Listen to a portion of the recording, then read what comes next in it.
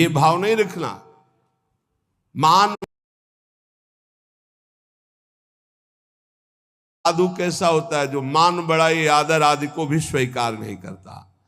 विश्व सुख माही रमि रहा माया हित चितलाई, सोई संत जो उबरे स्वाद छोड़ी गुण गाई। संसार के विषय भोगों में रम रहे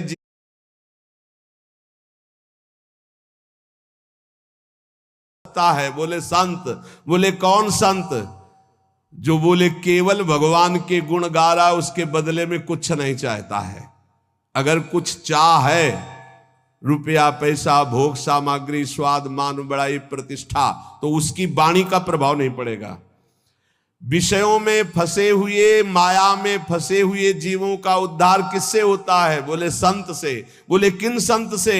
बोले सोई संत जन उबरिया जो स्वाद छोड़ी गुण गाई। स्वार्थ स्वाद इनको छोड़कर कोई भी चाह नहीं, केवल स्वांता सुखाए तुलसी रघुनाथ गाथा। बोले ऐसे संतों की वाणी से माया में फंसे हुए लोगों का उद्धार होता है। साधु मिले तब उपजे हृदय हरि को ध्यान, दादु संगति साधु की अभिगत पुरवै आन। बहुत शीघ्र परमात्मा प्राप्ति होती है ऐसे संत महात्मा के संग से। उनके बताए हुए ध्यान नाम गुण कीर्तन से बहुत जल्दी भगवत साक्षात्कार होता है। प्रेम कथा हरि की कहें करे भगत ल्यो लाई, पिबे पिबावे राम रस सोजन मिलवो आई।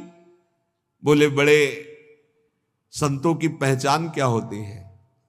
बोले जिनके पास बैठने से केवल भगवत चर्चा ही हो, हमारे आचरण सुधरे, हरि नाम में प्रीति हो, हरि चरणों में प्रीति हो, भक्ति का हृदय में प्रादुर्भाव हो, वो स्वयं भगवत रस पिए हुए हैं और वही भगवत रस हमें पिला सकते हैं।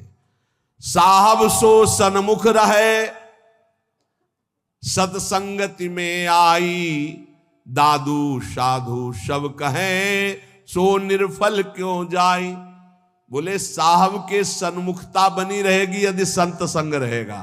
साहब हरि, हरि के सन्मुख हो जाओगे, और सन्मुख होए जीव मोहि जब ही जन्म कोटि अगनासौ तबहि।